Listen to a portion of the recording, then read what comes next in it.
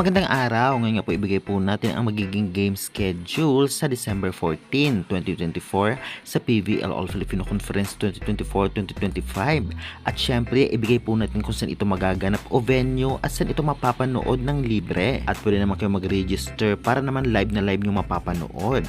At syempre guys, ay bigyan po natin ng konting preview kung anong team ang maghaharap at anong team ang posibleng manalo. Kaya before that guys, nakikiusap naman po ako, please.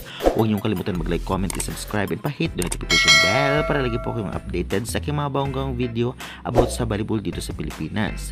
Karamihan sa aking manonood na hindi pa nagsasubscribe, subscribe naman for more updates. Maraming salamat. Kaya syempre wag na po natin patagalin pa. Ito na po ang game schedule sa December 14, 2024. Unang maghaharap nga, Galleries Tower High Risers versus Cherry-Tio Crossovers 4 PM. At ang venue po nito ay sa Phil Sports Arena. Second game naman po pagtatapatan ang Signal HD Spikers versus Petrogas Angels 6:30 PM. Venue nito ay sa Phil Sports Arena at kung magtatanong kayo saan ito mapapanood, kung meron po kayong cable sa inyong bahay, mapapanood po nyo ito sa channel ng One Sports or One Sports Plus. Minsan ay nag-live sila, minsan hindi, kaya tune in na lamang. Meron din po sa mga Signal application katulad ng Signal at Pilipinas Live. I-download nyo lamang po ang apps at pag-register.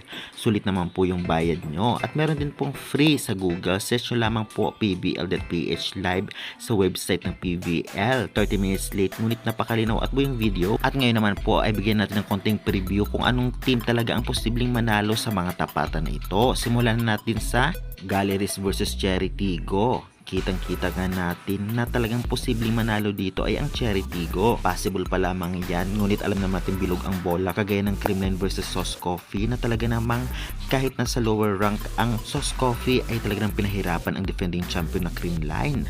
Malay natin talaga namang manggawa din ang Galleries kontra sa Cherry-Tigo. Kaya good luck na lamang. Samantalang Signal naman versus Petrogas. Alam naman natin lahat pareho magaling ang team na ito at veterans. Kaya masasabi natin na 50-50 ang labanan ng dalawang team na ito at talagang nakaka-excite kung sino nga ba ang posibleng manalo.